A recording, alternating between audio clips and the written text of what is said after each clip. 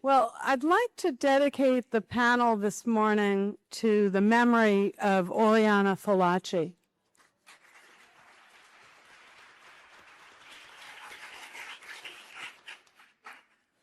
Last November, the center was privileged to honor Oriana with the Annie Taylor Award.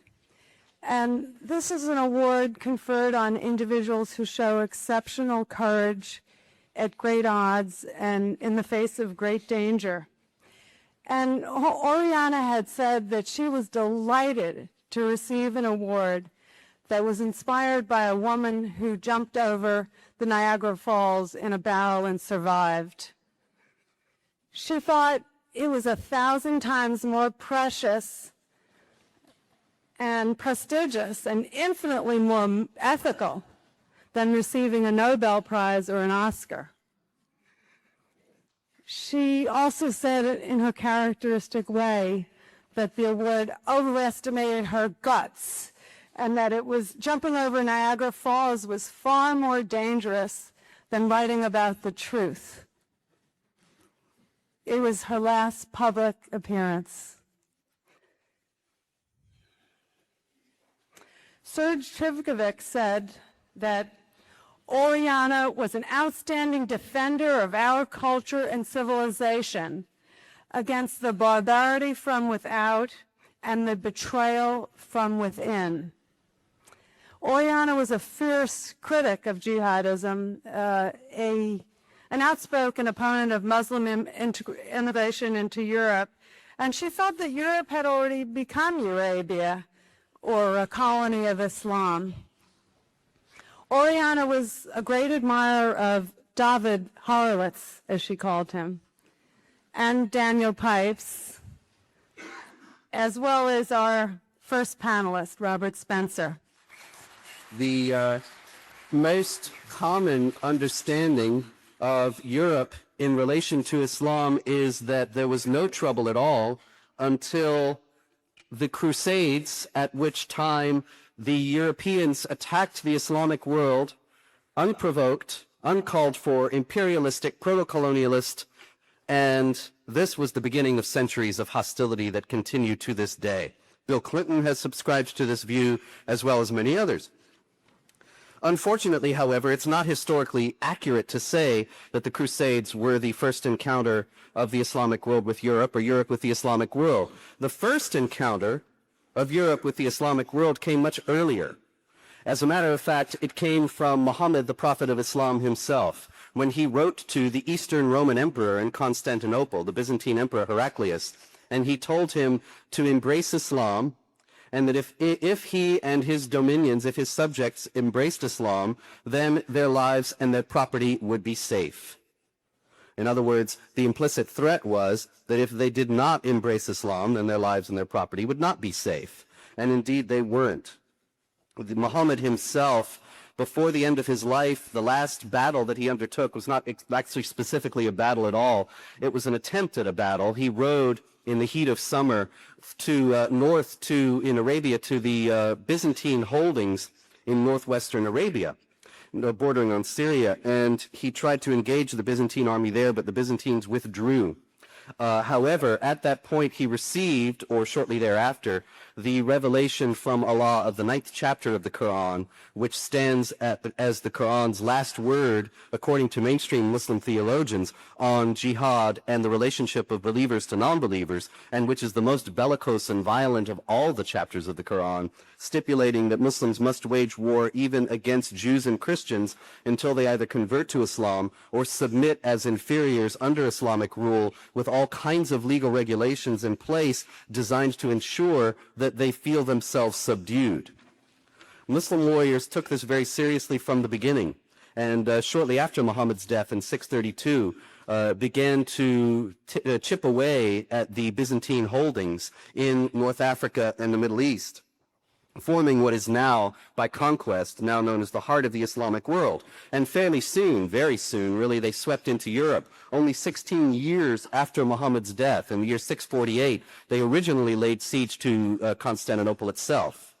That siege failed, as did a second siege of Constantinople in 717. It wasn't until May 29th, 1453, Black Tuesday, that Constantinople actually fell to the jihad armies. But that was unfortunately neither the beginning nor the end of the jihadist advance into Europe. Spain, of course, conquered by jihad armies coming up the other way through North Africa, invaded in 711 and conquered by 715, was held until 1492, as most people know. There were then attempts to conquer France, stopped by Charles the Hammer, Charles Martel, at the Battle of Tours in 732. There were subsequent attempts to invade and conquer France in 792 and 848. Both failed. However, the jihad armies did occupy Sicily and southern Italy for quite some time, beginning in the 9th century. Rome was threatened by them in the year 846. And an intriguing historical parallel, the Pope agreed to pay tribute to the jihad armies in return for peace. In the year 1071, in the Battle of Manzikert in the east in Anatolia, Byzantine power was decisively broken and the road was opened, although it took quite some time after that. The road was opened for the jihadist advance into Europe to continue relatively unimpeded. It was interrupted shortly thereafter, however, at the request of the Byzantine emperor, who sent word to the West and to the Pope asking for help. This resulted in the First Crusade. The Crusades were thus not an act of unprovoked aggression. They were a response to centuries of uninterrupted aggression from the Islamic world that had gone relatively unchallenged. The Crusaders certainly did some things that cannot be excused, particularly when they targeted Jews, when unfortunately they would have been much wiser, and it would have changed history in numerous positive ways had they made alliance with them as groups that were both threatened by the jihadist onslaught and fought on that basis. But in any case, the Crusades interrupted the jihad advance into Europe for 200 years, but they did not end it. The conquest of Constantinople took place after that, also followed by further advances into Eastern Europe and ultimately to Vienna, that far into the Central Europe, when on September 11, 1683, the siege of Vienna was broken, and that was the high watermark of the advance of the jihad into Europe until modern times. Now, there are many things about the subject that, like the shadow, have the power to cloud men's minds. And one of them is the fact that the jihad advance into Europe did end in 1683.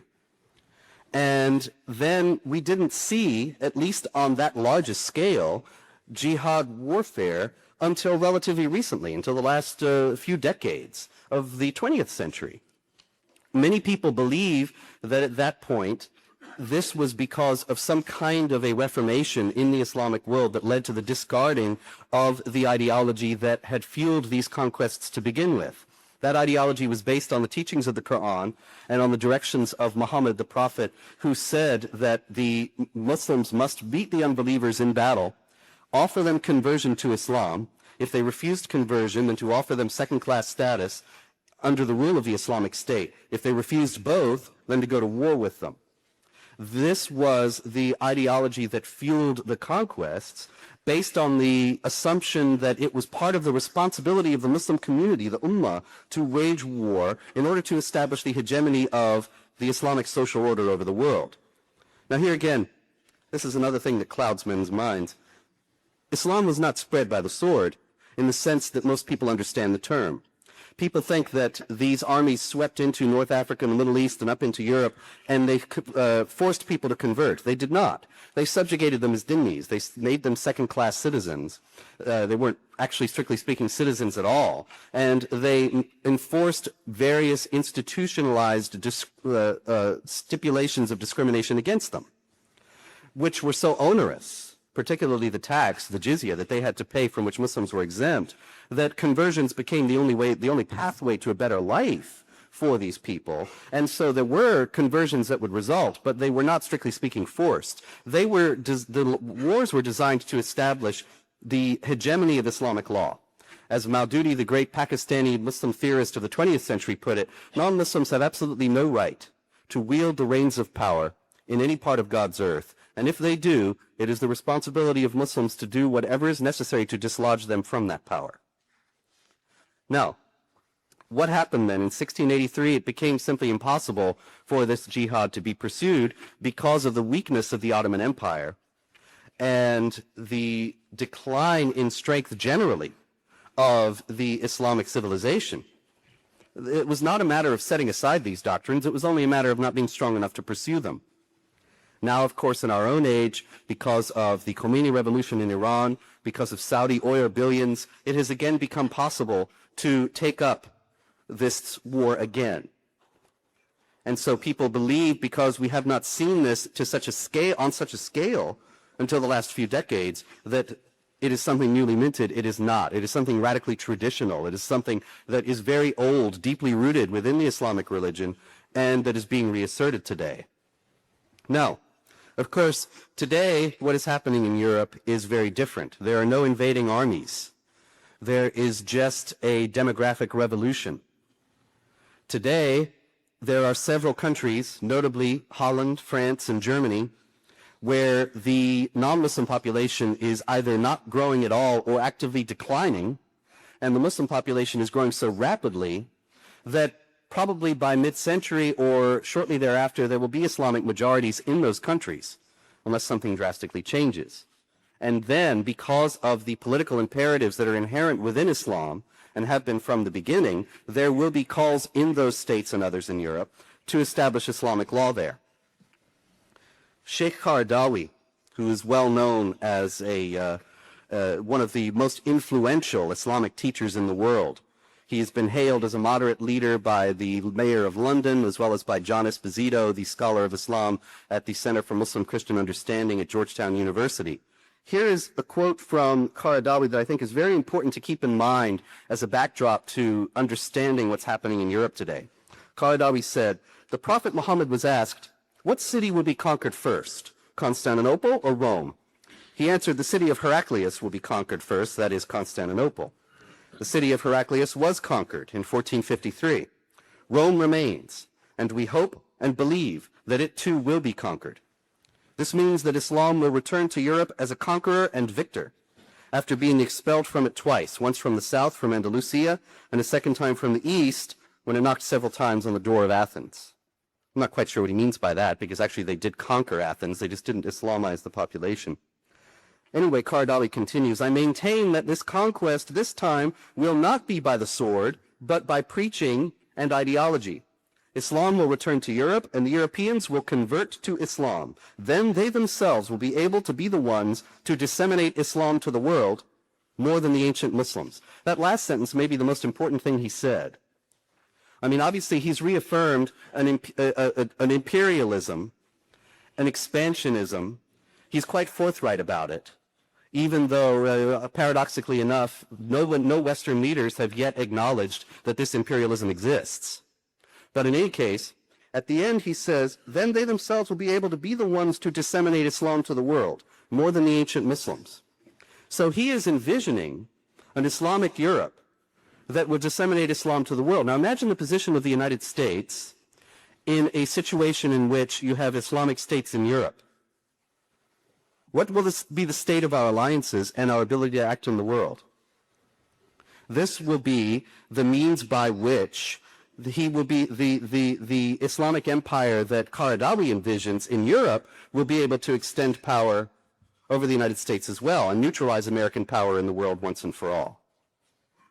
The demographic trends in the United States are not nearly as dire as they are in Europe, and the Islamization of the United States is something that is more or less in the realm of fantasy rather than a terrible and verging reality as it is in Europe. But nonetheless, if he succeeds in Europe, and those who believe as he does succeed in Europe, then the United States will be gravely in peril. And that is what I believe he was referring to when he says, then they themselves will be able to be the ones to disseminate Islam to the world, because they will be able to overcome their foremost obstacle to that dissemination, the United States. Finally, Muqtada Khan of the Center for Islam and Democracy recently noted that Edward Gibbon, the author of The Decline and Fall of the Roman Empire, when speaking about the Battle of Tours in 732, had said that if the Franks had not won the Battle of Tours, then the interpretation of the Quran would now be taught in the schools of Oxford, and her pulpits might demonstrate to a circumcised people the sanctity and truth of the revelation of Muhammad. So Gibbon. Muqtadar Khan says that he reflected on this while sitting in a coffee shop in Oxford looking at the splendid domes and tall minarets of the two large mosques that have recently been built there. And that he says this, Gibbon would have been surprised to learn the lesson that military defeats do not stop the advance of civilizations, and the globalization of Islam is unimpeded by the material and military weakness of the Muslim world. I would suggest that it is a vital question for the survival of our own nation and our own civilization that we consider his words very carefully in all their implications and act accordingly. Thank you. Recently, as we all know, Britain's domestic intelligence agency, the MI5, admitted that it's tracking some 200 Islamist cells with over 1,600 members who are actively engaged in plotting or facilitating terrorist attacks in the UK and overseas. 13,000 British Muslims are considered to be potential terrorists by MI5. According to the UK government statistics, and these usually weigh in on the side of being conservative, there are 1 million Muslims in London, 50% of them under the age of 25. In a Times of London poll conducted this past July, and that's 1 year since the London tube bombings, 2%, or 20,000, stated that they would be proud if a family member joined Al-Qaeda. 16%, 160,000, said they would be indifferent. According to another poll, 60% of British Muslims want to live under Sharia law in the UK. 20% admitted that they felt sympathy for the London tube bombers. Ironically, 4 days after the London attacks, the House of Commons passed a religious hate law aimed at protecting Muslims. They were under a lot of pressure from Islamic organizations to do something to protect Muslims who perceived a greater threat to themselves since 9/11. Well, here today to tell us about the fifth column in Britain and how they're advancing the global jihad and threatening the once special relationship between the UK and America is Melanie Phillips.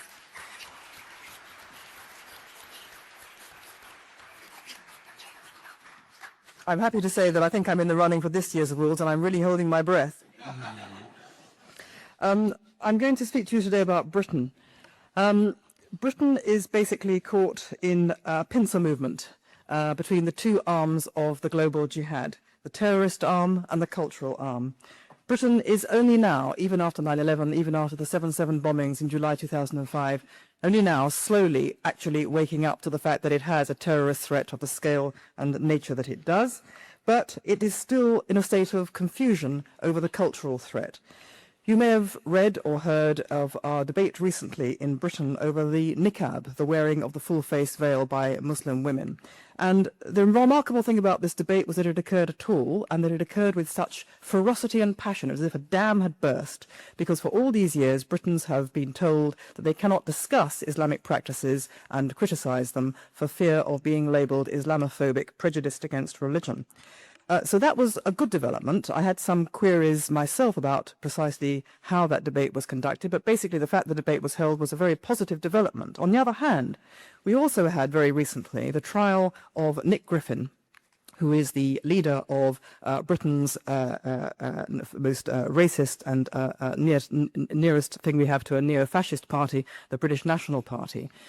Griffin was not on trial for his fascist ideas. He was on trial for inciting racial hatred by saying Islam was a wicked religion. Some conceptual confusion there. The jury didn't buy it. The jury will have no truck with people being prosecuted for saying Islam is a wicked religion, because the jury probably agrees with this. So the jury slung out the prosecution, and Griffin was acquitted. the disturbing thing was not only this prosecution was brought, but the disturbing thing was that our current Chancellor of the Exchequer, Gordon Brown, who is the man most likely to succeed Tony Blair as Prime Minister, as leader of the Labour Party and Prime Minister, said that he proposed to strengthen the law to make sure that anyone who said Islam was a religion, was a wicked religion, would be prosecuted successfully and convicted. In other words, reviving this great debate which Janet's referred to that we had about criminalising the incitement to religious hatred, which basically boils down to saying that if somebody like me says that there is such a thing as Islamic terrorism, I can be called I can be accused of inciting religious hatred. So this is troubling, to put it mildly, and it means that we still have a climate of denial. This is Britain, where in the 1990s, remarkable as this may seem, Britain became the most significant hub for al-Qaeda terror in Europe, mainly because of its state of denial about the Islamist threat. Well, we now accept that there is an Islamic threat, as we heard from Janet, these terrifying figures about the numbers who are currently under suspicion in Britain's 2 million strong or so Muslim community out of a population, to put it in context, of some 60 million souls. So we accept in Britain that there is a terrorist threat of considerable size. We won't accept, however, what the cause is. We find all sorts of excuses still for the cause of the fact that we have all these young Muslims who are born and bred in Britain but are turning into people who wish to murder large numbers of their fellow British citizens. And we say the reason for that is because of Islamophobia. The reason for that is because of discrimination. The reason for that is because of poverty. The reason for that is because, above all, we have supported America in the war in Iraq. What we won't accept is that this is, which I think is personally demonstrably true, we are in the throes of a global religious war designed to Islamicize those parts of the world which are not already Islamic. We don't realize in Britain that our British Muslims have been radicalized by British institutions set up by the Muslim community as far back as the 1980s. These institutions were set up by people who had come in from Pakistan. We didn't realize that Pakistan had already been radicalized to the Jihad by Saudi Wahhabism. Therefore, these institutions, these Muslim institutions, educational institutions, cultural institutions set up in the 1980s were actually preaching Wahhabism, were preaching hatred of the West, and a whole generation and subsequent generations of young Muslims have been born and bred into this society which has radicalized them to hatred of the West. We don't realize in Britain the scale of the Muslim Brotherhood program to Islamize Europe. We think we have no idea. There's virtually no discussion of this whatsoever. People in Britain are almost entirely unaware, for example, that in 1978 the Organization of the Islamic Conference in London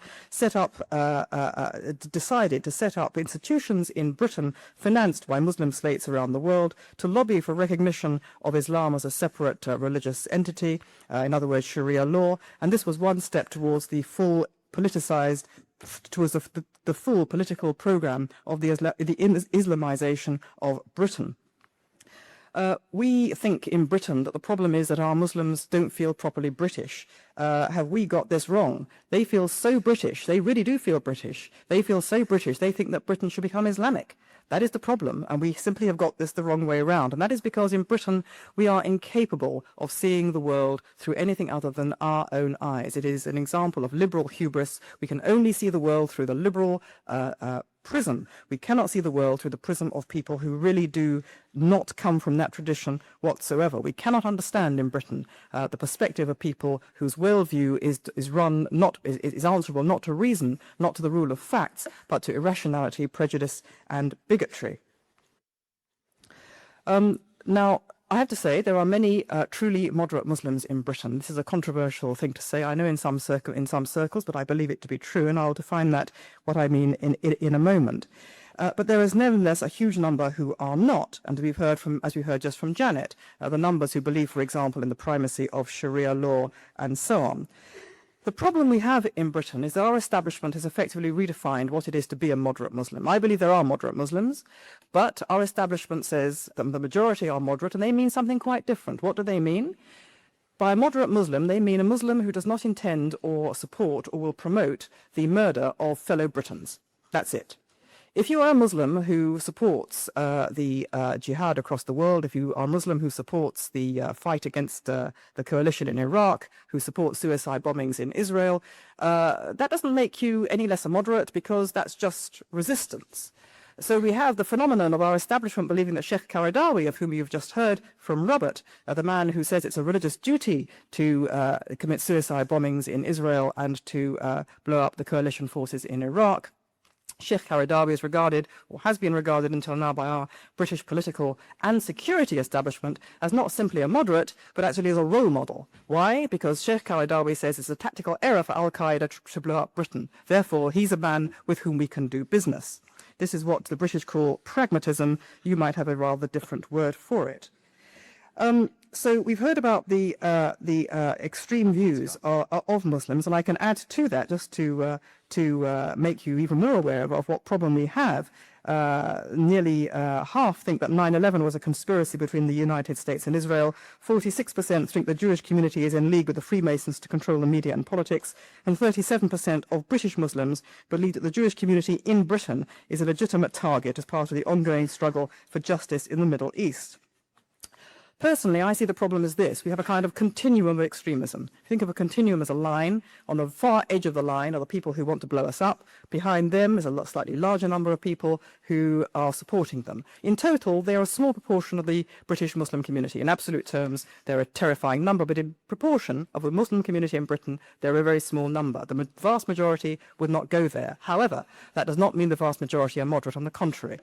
Among the people on the continuum, the vast majority who would not go down the road of terrorism or violence are people who believe variously or together the following precepts: that Islam is a that the West is a conspiracy to destroy Islam, run by America; that the Jews are the puppet masters of the West; that we should live under Sharia; that the Muslims should live under Sharia law; that Israel is an illegitimate state founded by European Jews being plonked in the middle of a country called Palestine, which was historically the country of Muslims and Arabs.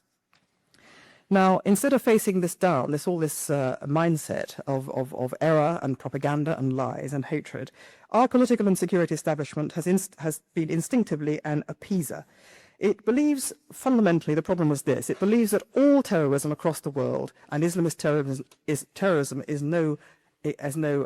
no different. It believes that all terrorism is rooted in discrete, identifiable geopolitical grievances.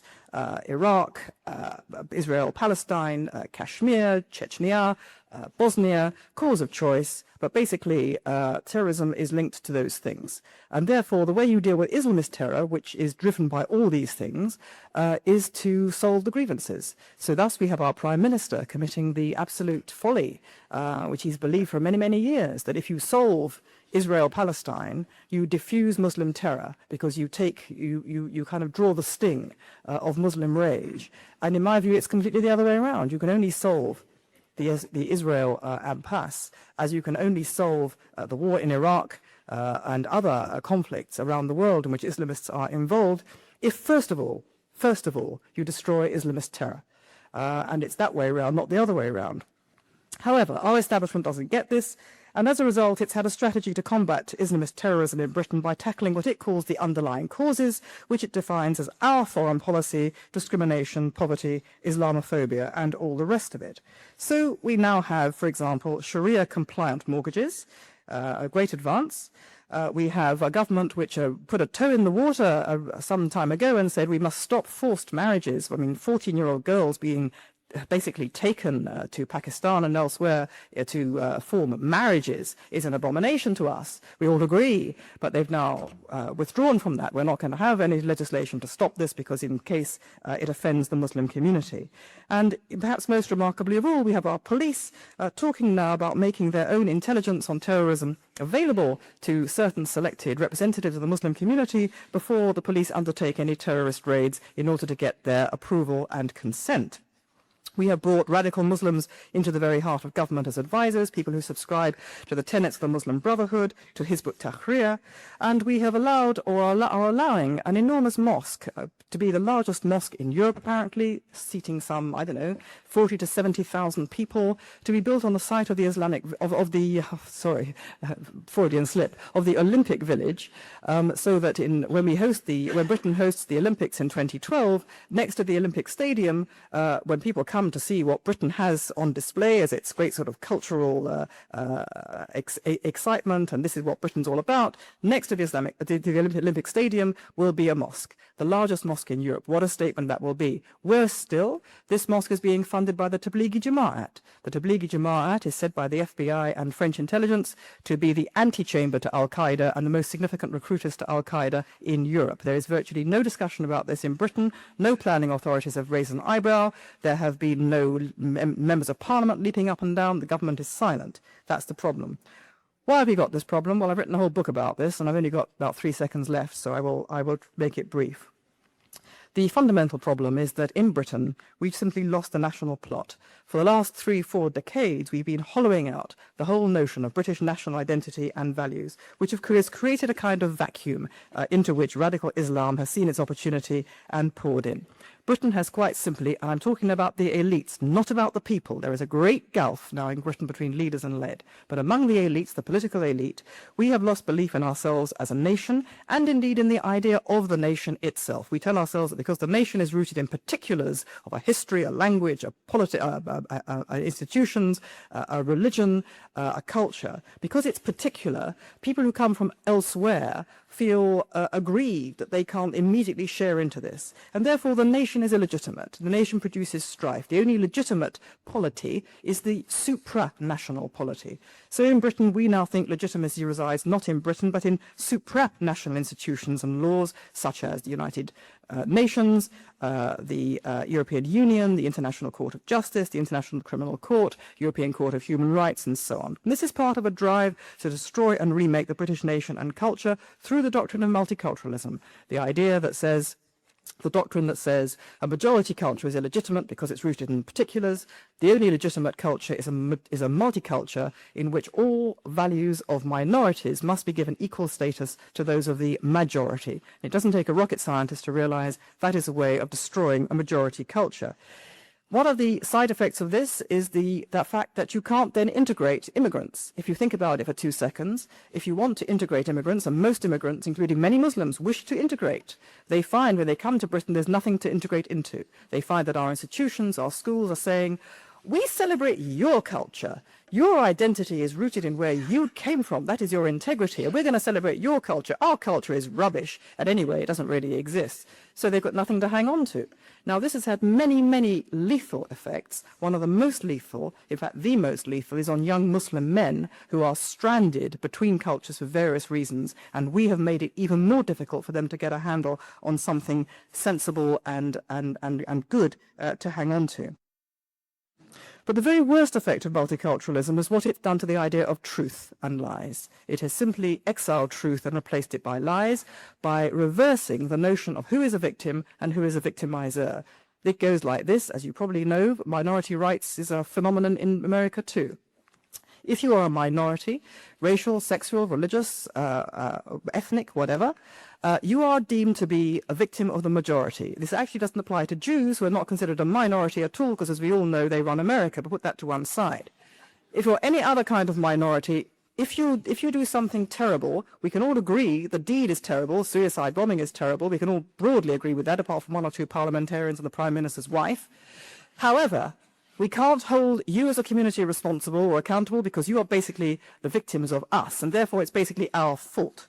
Islamophobia, war in Iraq, or whatever it is. Now, this is lethal in respect of this, that it plays directly into the Muslim refusal to accept any responsibility or blame on their part, and to blame their victims instead. And they do this for this reason, that they genuinely believe that their culture, their faith is under assault by a West which is out to destroy them. They genuinely believe that, and therefore they genuinely believe that what are, objectively speaking, acts of aggression by them, 9/11, 7/7, etc., they genuinely believe these are acts of self-defense. And they genuinely believe that any acts by the West or the free world to defend itself against these objective acts of aggression, America into Afghanistan or Iraq, Israel against the Palestinians, those acts are proof that the West is indeed out to destroy them. Now, this fundamental untruth has created a kind of dialogue of the demented, in which you can't get off the same page. You can't have a dialogue with these people because you're not speaking on the same basis. The problem in Britain is that we don't say this. We don't say, come on, guys, this is completely crazy. We're not having this discussion. We're not going to have your doublethink. We say, yes, we agree, because we've got the same doublethink, this inversion of victim and victimizer. So we deepen the untruth. We act as a kind of echo chamber for the paranoia and the hatred. And this is particularly a problem in Britain because the left, which controls British culture, demonizes the chief victimizers and aggressors of all, America and Israel. So not only is there no challenge to the central Islamist conceit of the big and the little Satan, America and Israel, but this is echoed in mainstream British discourse now, where anti-Americanism is at epidemic proportions and Israel is well on the way to being delegitimized. And this acts as an echo chamber, as I've said, for Muslim prejudice, paranoia, and victimization. This has actually brought together, believe it or not, left and right. The left, we all know, anti-America, pro-third world, Palestinianism is the fashionable cause of choice, so much is obvious. The right in Britain are what we call Middle Britain, which is a kind of equivalent of your red states, come from a very different perspective. They are isolationist. They think the world is a very dangerous place. If we don't hurt them, they won't hurt us. Why are they hurting us? Because we must have done something terrible to them. What terrible thing have we done to them? We look at the BBC every day. We see these pictures of Palestinian houses being destroyed by Israeli bulldozers. Look no further. It's all America's fault. It's America which is supporting Israel. Israel is the cause of the problem because of the suppression of the Palestinians. America is supporting Israel. That's why America got bombed on 9/11. We are now supporting America. That's why we're at threat. That is the argument by Middle Britain, right-wing Britain, and they meet the left like that. There is not a cigarette paper to choose between the discourse of the right and the left on the issues of Iraq, Israel, and America. Britain thinks that Israel is the cause of the problem. That's why we have in Britain now 30s-style appeasement, the demonization and delegitimization of Israel, and resurgent anti-Jewish hatred. And this is fueling a hatred. It was having two terrible effects. It's acting as a lethal echo chamber for Islamist paranoia and violence, and it's fueling a hatred of America and Israel among the non-Muslim population, which is, I think, causing Britain and indeed increasingly the West to falter in the defense of the free world. Because what we're seeing now is a cultural collapse, a collapse of nerve, a collapse of cultural nerve in Britain and in Europe, and I'm afraid I now see it encroaching in America too. The biggest danger of the West is not Islamism, it's not the Islamic Jihad. That is the obvious threat. But the biggest danger to us is the climate of defeatism, appeasement, and cultural collapse, which means that we're not able to fight this thing properly. And the root of that problem is this cultural relativism, which is effectively deconstructed truth. So in Britain, we have a complete flight from reason and rationality on these issues of Israel, America, and Iraq. The crucial point to finish is that this whole thing we conceive as a war on terror or a war against terror. Of course, that is correct. We've got to discover and stop the terrorist plots, no question about that. But the bigger war that we are facing is a war of ideas. It is ideas that kill. The Islamists are very, very shrewd and intelligent. They have understood something we find it very difficult to understand.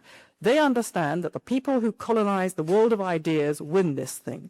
They understand that it's the ideas that are recruiting people to the jihad. These ideas which are based on lies and paranoia of the kind that I've been telling you about today. And these ideas have to be fought publicly. We have to repudiate it. When we find this doublethink, as we find in Britain all the time, we're being told, if you tell us the lie again, that Islam is a religion of violence, we will kill you. And faced with this doublethink, we don't say, this is insane, and this is wrong, and we're not having this, and you are going to conform to our way of thinking, which is basically based on reason, facts, and truth. We are silent. We have left the battleground open. We're not being defeated. We're not even fighting, because we're not even identifying the ground on which we need to fight.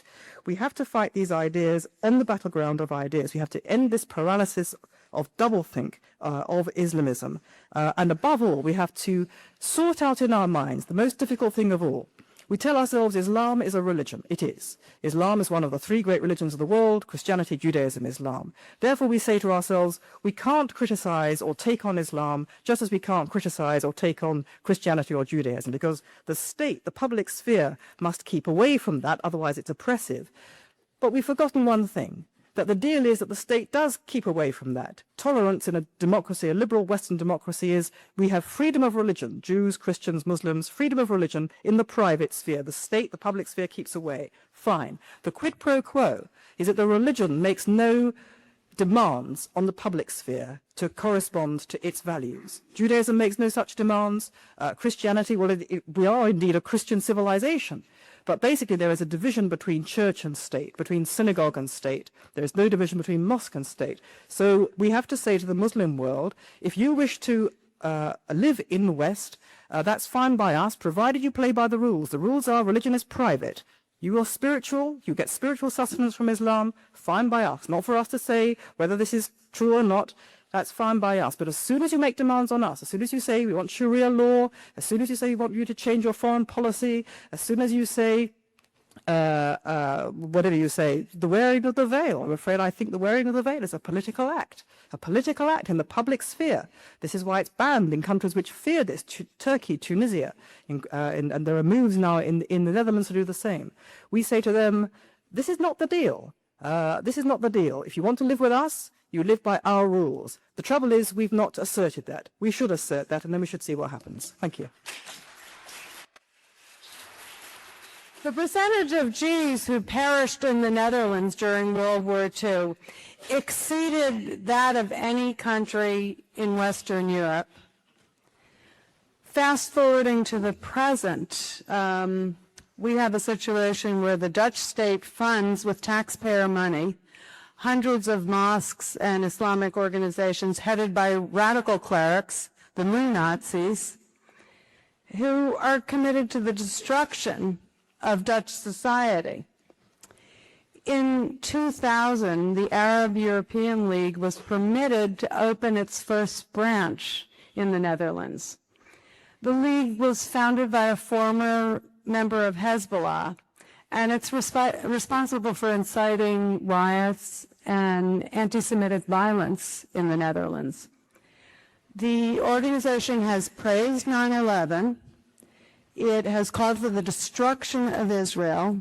It's supported the insurgency in Iraq, and it has called for the implementation of Sharia law throughout Europe.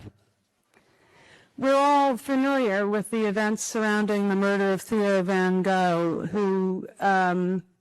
which happened in Amsterdam. This was a reaction to a film we co-produced with Hirsi Ali called Submission. And Submission was a film which criticized the treatment of women under Islam.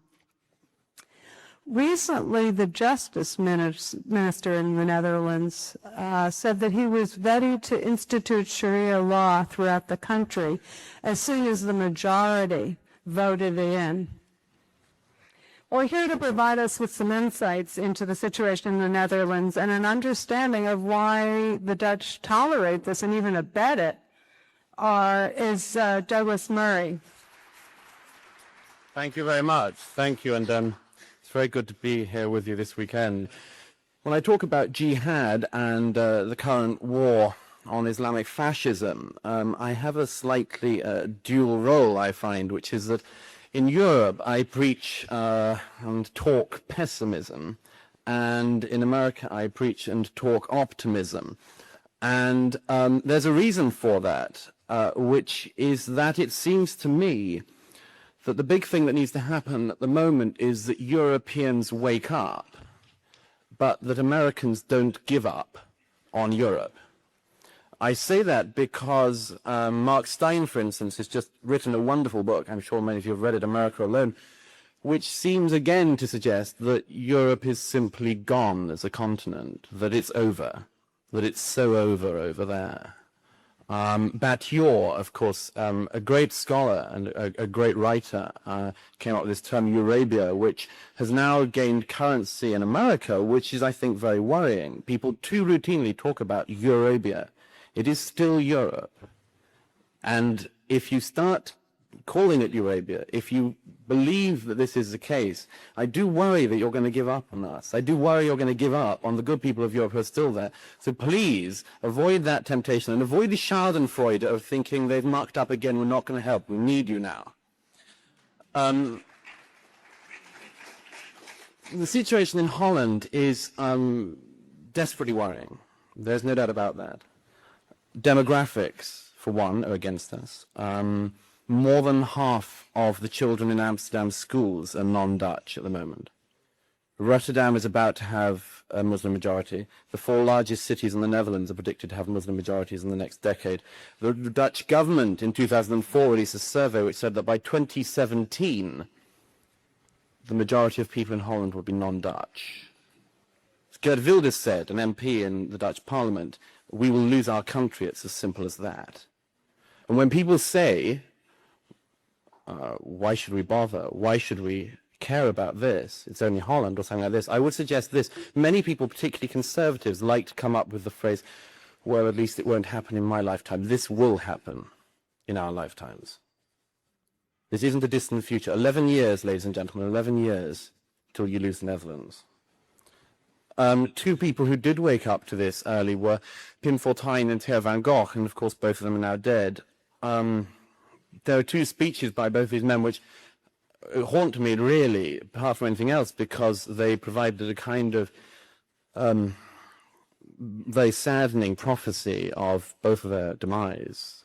Pim Fortuyn gave a speech just a few months before his death when he left something called the Liberal Netherlands Party and founded his own party, which in 4 months got a sweeping victory in the elections without, then it was, their leader who was killed shortly before the election. Pim said when he left the Leefbaar Netherlands Party, he gave a speech in which he said to his party, he said, I've kept my cool until now, but I won't hold it any longer. He said, it is 5 minutes to 12. It is 5 minutes to 12, not just in the Netherlands, but in all of Europe. That clock is still ticking, but without anything being done, it's just a little closer to midnight. When Theo van Gogh was still alive, just shortly before his death, he made a speech, a characteristic speech of Van Gogh, in which he appeared in Amsterdam dressed as an imam, and he had a strap-on false beard. It was a sort of typically Van Gogh appearance, extremely tasteless, but very funny as well, in which, among other things, he said that his so-called conversion to Islam benefited him in 2 ways. He said, first of all, he found a religion in which women knew their place.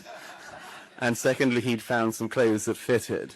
But Van Gogh finished that speech in 2004, shortly before his death, saying, he said, Allah is the scourge which will conquer Amsterdam.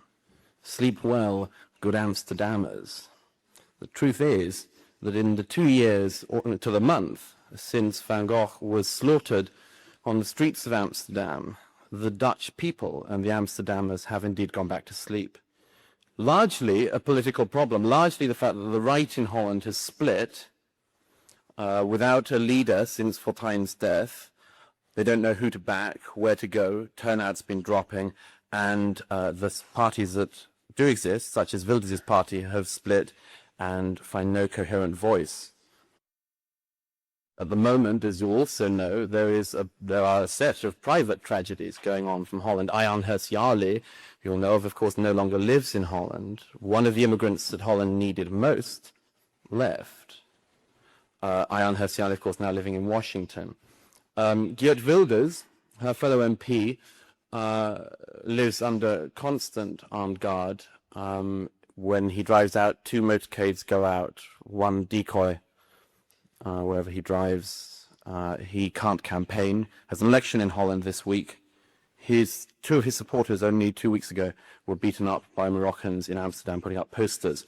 The process of democracy, in other words, is becoming exceedingly dangerous. Young Dutch supporters of Wilders will not stand for his party, not because they don't support him and not because they don't have guts, but because they will have to have security protection for the rest of their lives if they stand as a candidate. That's a large amount to ask of a young man or woman starting out in a political career. A friend of mine, Bart-Jan Splat, a head of the only conservative think tank in Holland, the Burke Institute, it's a wonderful organization set up a few years ago, was told shortly before Van Gogh's death by the police in Holland that he should take protection. He said, well, if I need protection, why will you not protect me? And he said, well, there isn't enough money.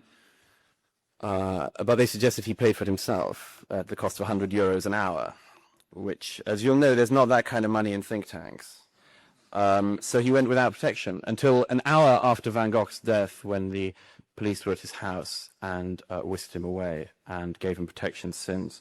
Afshinelian, a great friend of mine, one of the great philosophers, I think, of Europe now, fled the Ayatollah Khomeini as a young man, fled to Afghanistan, where he then fled the Taliban, and landed up in Holland, where he currently teaches at the University of Leiden. He teaches law and philosophy, and he lives now under death sentence in Holland. Having fled theo-fascism all his life, he's now encountered its worst form in Holland, where security guards sit on campus with him. The campus is searched for bombs every morning. Again, this is no life, and all that he has done is write newspaper columns fortnightly for the main conservative newspaper.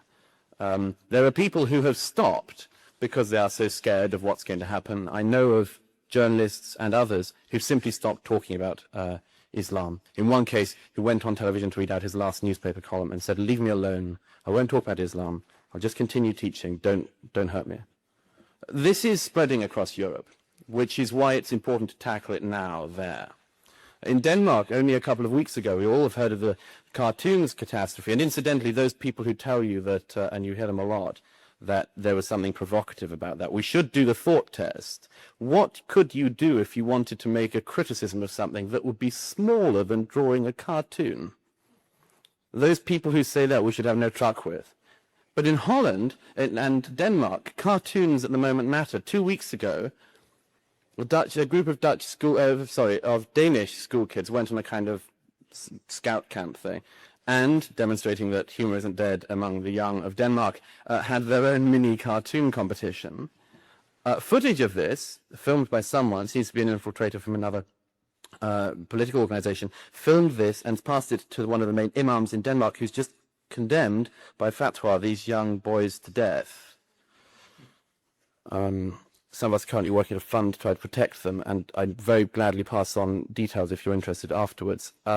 In Belgium, one of the MPs, Mount Boussakle, lives under death sentence, lives under protection. The AEL, which was mentioned just now in 2002, had effectively a Kristallnacht imitation pogrom in Antwerp, in which the head of the AEL, the thug and Hezbollah trainee Dayed Abu Jaja, led chants in support of Osama bin Laden, the smashing up of Jewish-owned shops, and then culminating in the chant Hamas, Hamas, Allah Yoden on het gas.